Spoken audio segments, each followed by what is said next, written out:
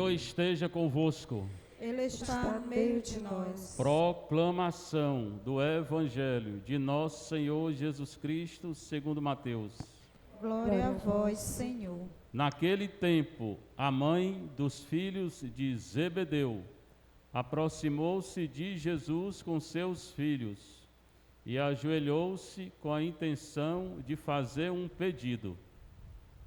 Jesus perguntou: o que tu queres? Ela respondeu: manda que estes meus 2 filhos se sentem no teu reino, um à tua direita, outro à tua esquerda. Jesus então respondeu-lhes: não sabeis o que estáis pedindo.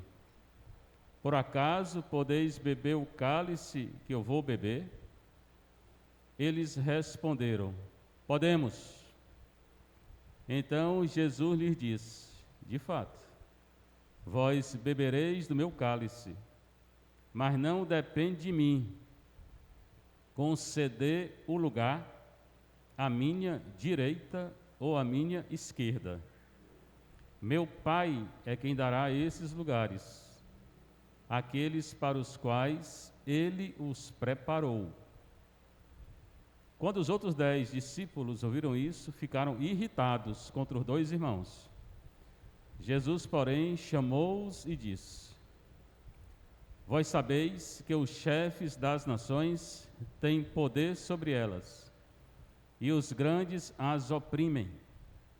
Entre vós não deverá ser assim. Quem quiser tornar-se grande, torne-se vosso servidor. Quem quiser ser o primeiro, seja vosso servo. Pois o Filho do Homem não veio para ser servido, mas para servir e dar a sua vida como resgate em favor de muitos. Palavra da salvação. Glória a vós, Senhor. Você está um pouquinho que você está em casa, você que está aqui na nossa paróquia de Santa Teresinha Vicente Pison. Nossa Eucaristia hoje, festa de São Tiago. Então o Evangelho é próprio da festa. Não tem festa, solenidade. As leituras não são do tempo comum, da semana, são próprias. Hoje a leitura é própria. Mas é Mateus que nós estamos lendo, só que é específico do dia. É Mateus 20, 20 a 28. Já está no terceiro terço, na terceira parte do Evangelho de Mateus. Então já está chegando ao fim do Evangelho. Tem 28 capítulos. Naquele tempo, hoje e agora, na hora que é anunciada, a palavra de Deus acontece no coração que acredita. A mãe dos filhos de Zebedeu aproximou-se de Jesus com seus filhos, os 2, Tiago e João. Ajoelhou-se com a intenção de fazer um pedido. Pronto, aqui já está dizendo o que vai acontecer. No primeiro versículo ele já diz tudo. O que vai acontecer aqui? A mãe dos filhos de Zebedeu. Zebedeu está lá em Mateus 4. O pai de Tiago e João. Jesus os vê à margem do lago da Galileia. Eles estão lá com o pai, consertando as redes do barco. Só que o pai não vem, vem a mãe. E ela é quem se aproxima de Jesus. Às vezes é Jesus quem se aproxima das pessoas. Aqui é ela, porque é ela que quer fazer o pedido. Ela se aproxima de Jesus com os 2 filhos, Tiago e João. Ajoelha-se, ajoelhar no sentido de adoração. Ela reconhece Jesus, né? Ou deveria reconhecer, com a intenção de fazer um pedido. Certamente Jesus já sabia, porque Jesus é Deus, ele sabe tudo, né? Tanto é que ele pergunta: o que é que tu quer? Ele já sabia que ela queria fazer que ela tinha um pedido. Ele já sabia qual era a pergunta, né? O que é que tu queres? Ela diz: manda que estes meus 2 filhos se sentem no teu reino, um à tua direita, e outro à tua esquerda. Qual é o erro nesse pedido dela? Tem vários erros. Tem o primeiro erro, qual é? O padeiro aí que gosta de acertar.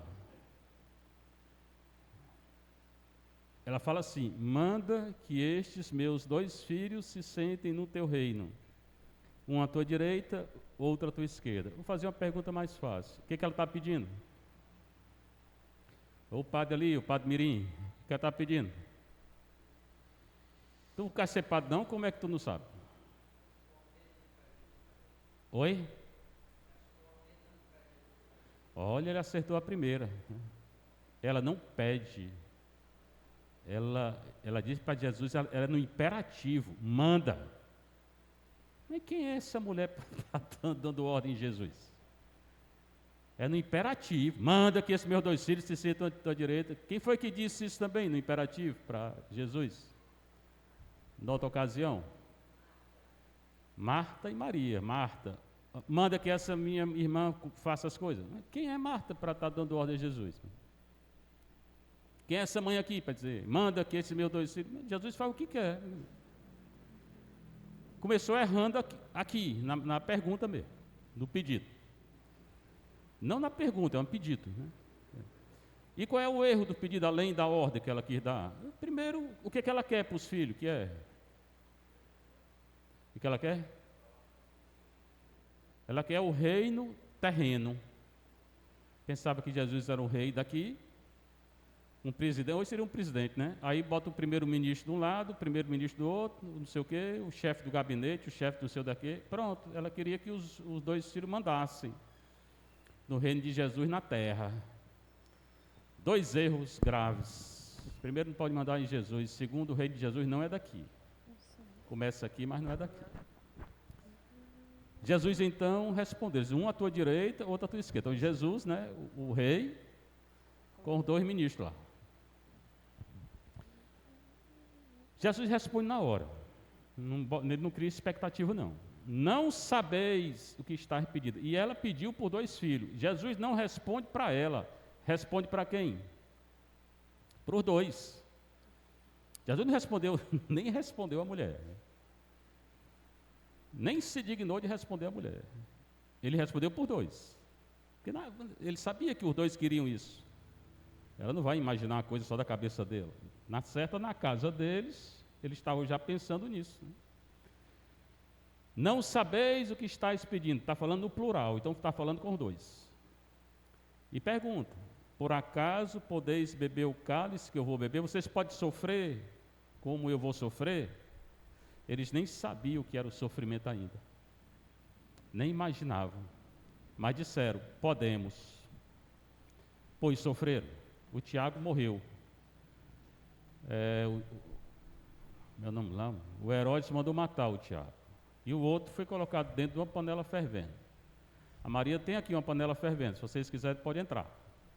Com óleo fervendo. Só que a panela dela é pequena. Lá era um tacho mesmo, bem grande. Né? Então os 2 sofreram martírio. Um morreu. O outro não morreu martirizado. De fato, vós bebereis do meu cálice, mas não depende de mim. Então ele pergunta, vocês vão poder beber? Sim, podemos. E beber, está certo. Aí Jesus continua. De fato, vós bebereis do meu cálice. Beberam. Mas não depende de mim. Conceder o lugar à minha direita ou à minha esquerda. Depende de quem? Do Pai, não é de Jesus. Tem coisa que é o Pai. Foi o Pai que mandou Jesus. Tá? É meu Pai quem dará esses lugares àqueles para os quais Ele os preparou. Então não adianta vocês estão pedindo, não serve de nada não. O pedido de vocês é besteira, baboseira. Como muita gente entra na igreja para pedir besteira. Porque não entende Jesus, né? Em vez de estar pedindo a graça, para isso, para aquilo, pede besteira. Antes de pedir besteira, peça a sua conversão, que é a primeira coisa que deve pedir. É o que eu peço todo dia para me converter. Pronto, a história podia ter terminado aqui, mas não termina. Podia ter terminado aqui, pronto, acabou, não sei o que, cada um foi para casa. Não foram. Eram 12 discípulos. Os outros 10 ficaram com raiva, certamente.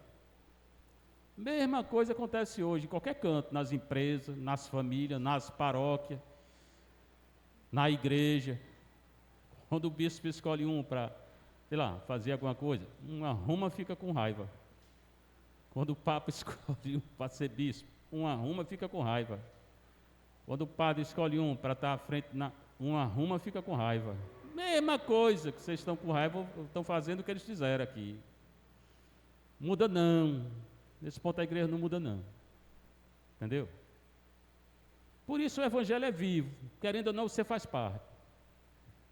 Se você tiver raiva ou inveja de alguém, você aqui, você está vivendo esse evangelho.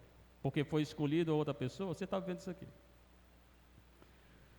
Quando os outros 10 discípulos ouviram isso, ficaram irritados contra os 2 irmãos. Mas não eram todos santos, de jeito nenhum, nenhum era santo aqui. Vão se tornar santos depois de Pentecoste. Se irritavam, brigavam, falavam um do outro. Mesmo que estavam vendo a paróquia, né? Não só essa, todas. Aí Jesus, vendo a irritação dos outros 10, primeiro ele falou por 2. Não vou conceder o lugar que vocês querem, né? Porque é o Pai quem concede. Agora falou para os outros 10. E para os outros 2 primeiros disse, vocês vão poder beber, vocês vão poder sofrer? Podemos, ok. Aí agora fala para os outros 10. Vós sabeis que os chefes das nações têm poder sobre elas e os grandes as oprimem. Vocês que estão invejando aí o pedido do Tiago e do João, vocês não entendem nada, nem eles, nem vocês. Isso serve para a igreja hoje, para as paróquias.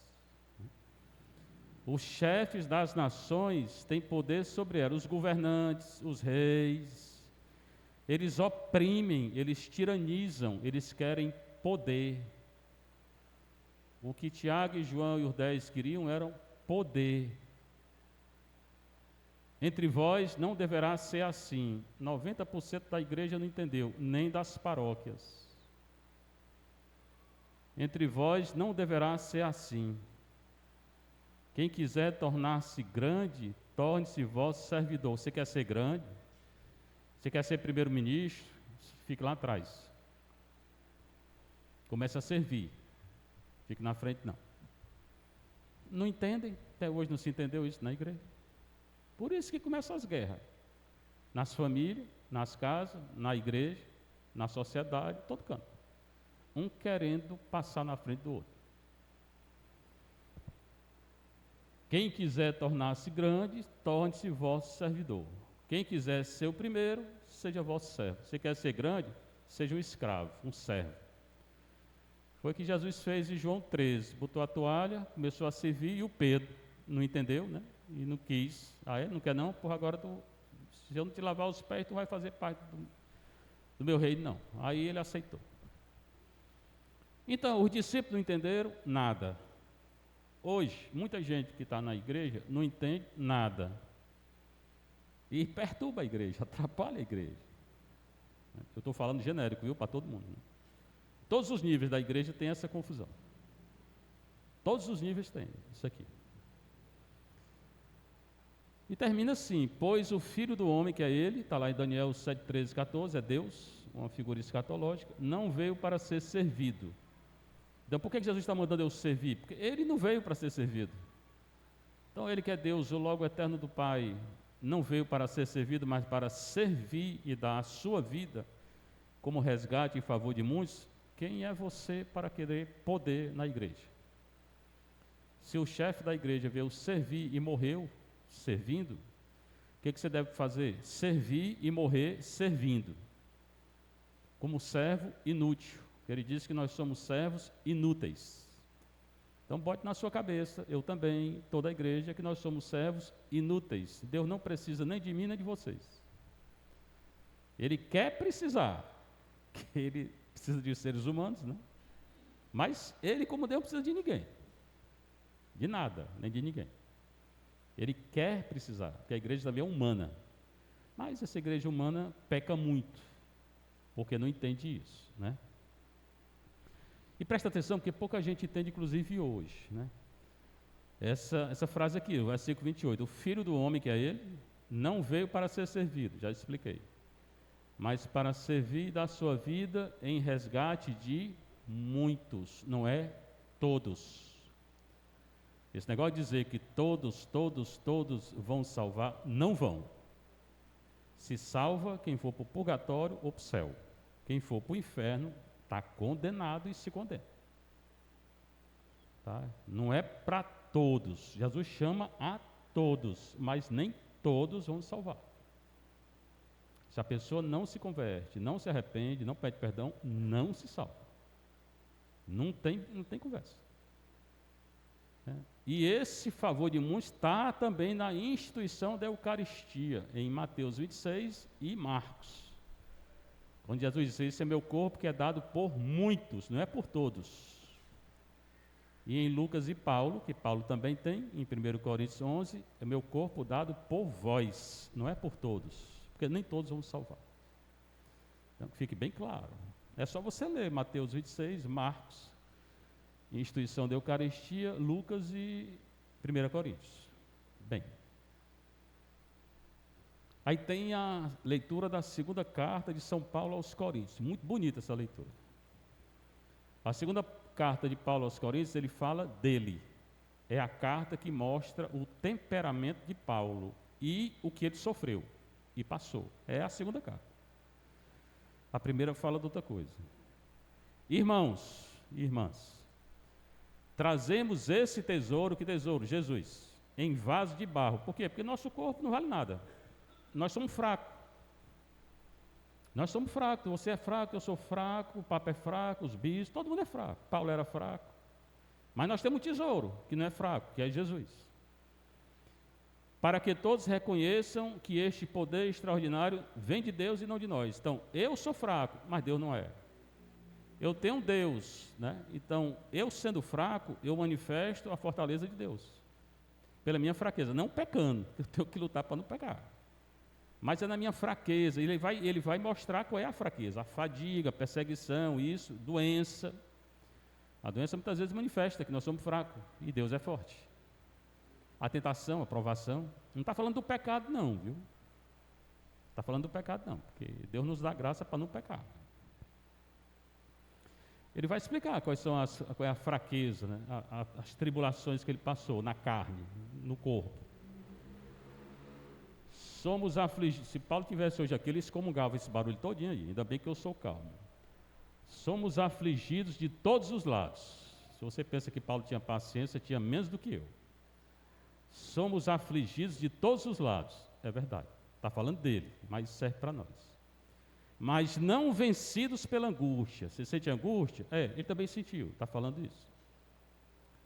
Postos entre os maiores apuros e perigos. Nós muitas vezes sim.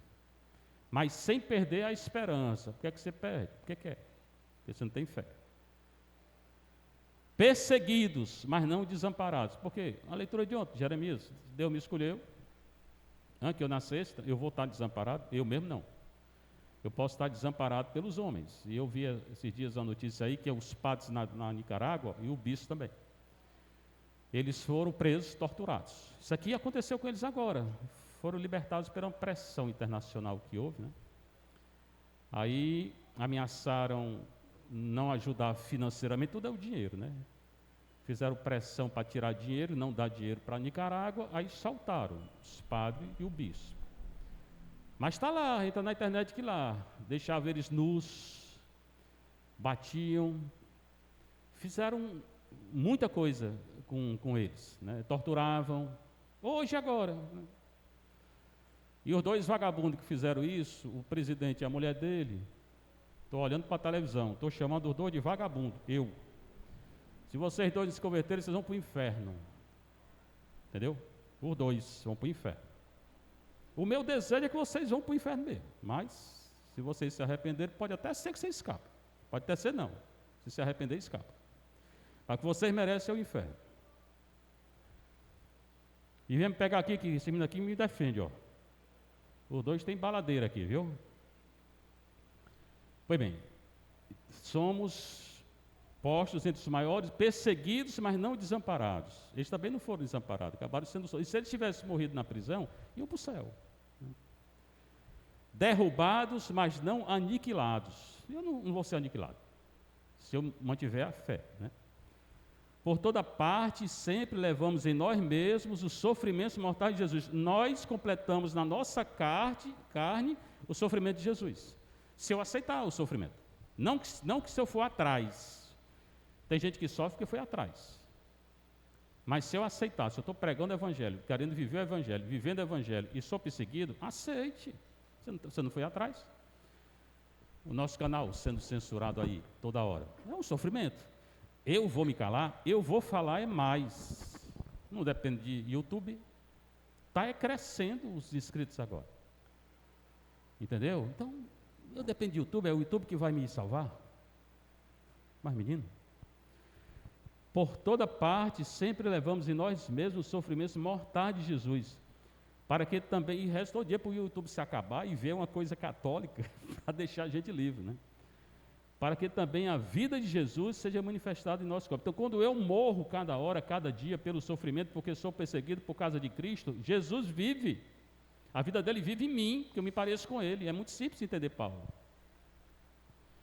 Mas a maioria dos católicos foge na hora que vem o sofrimento. Pede pinico, né? Pede arrego.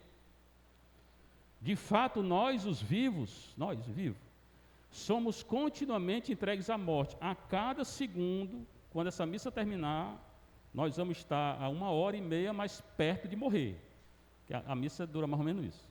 A cada segundo eu me aproximo da morte. Então eu tenho que me preparar para morrer.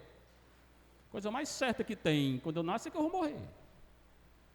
Eu não sei quando é, mas eu vou morrer.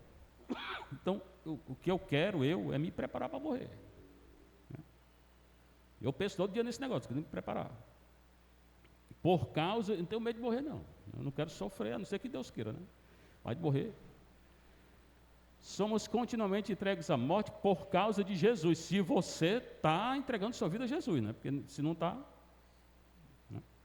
Por isso que as pessoas têm uma inquietação muito grande na hora da morte. Porque geralmente é porque não entregaram a vida para Jesus. Uma pessoa que entregou a vida para Jesus não tem medo de morrer. Mas se não entregou, procurou besteira, está em pecado, ou mortal, ou pecado venial frequente, é inquieto, é uma pessoa inquieta. Se procurou a própria vida e não a vida, é uma pessoa inquieta, ela não tem segurança. Para que também a vida de Jesus seja manifestada em nossa natureza mortal. Assim a morte age em nós porque eu estou morrendo a cada segundo. Enquanto a vida age em vós. Agora ele está falando que Paulo está morrendo para a comunidade. Ele está entregando a vida dele pela comunidade. Assim o padre tem que fazer, confessando. Depois da missa tem confissão todo dia, tem missa todo dia. A paróquia está mais ou menos ajeitada, tem as pastorais. É a obrigação do padre. Isso aqui é obrigação minha. Pregação, eu tenho que preparar a leitura, é obrigação minha. Essa semana eu falei com o padre, né, que eu pregava todo dia. Ele não acreditou, não. Ainda prego meia hora todo dia. Porque geralmente só pregam uma vez por semana. Mas é obrigação minha. Assim a morte age em nós, enquanto a vida age em vós. Porque ele oferece a vida dele a Jesus e pela comunidade. Mas sustentado pelo mesmo espírito de fé, aí entra no ponto central do que ele está dizendo, a fé. Ele faz tudo isso pela fé. E ele vai dizer em Romanos 1, 17, se não me engano. O justo viverá pela fé. Segundo João, a falta de fé é o primeiro pecado. Sem fé, ninguém faz isso aqui. Sem fé em Jesus, ninguém vive assim. Conforme que está escrito, eu creio, por isso falou. Ele fala porque crê. Ele fala, então a palavra dele tem força, porque ele acredita no que ele está dizendo e ele vive. Porque acreditar é viver, senão... Nem todo aquele que diz Senhor, Senhor vai entrar no reino de Deus, não. Nós também cremos e por isso falamos. Certo de que aquele que ressuscitou o Senhor Jesus dentre os mortos, quem é? O Pai, nos ressuscitará também com Jesus. Essa é a fé de Paulo. Qual é a fé dele? Ele anuncia por quê? Porque ele crê firmemente que o Pai vai ressuscitar ele, como ressuscitou Jesus. E nos colocará ao seu lado, juntamente convosco. Ao lado, né?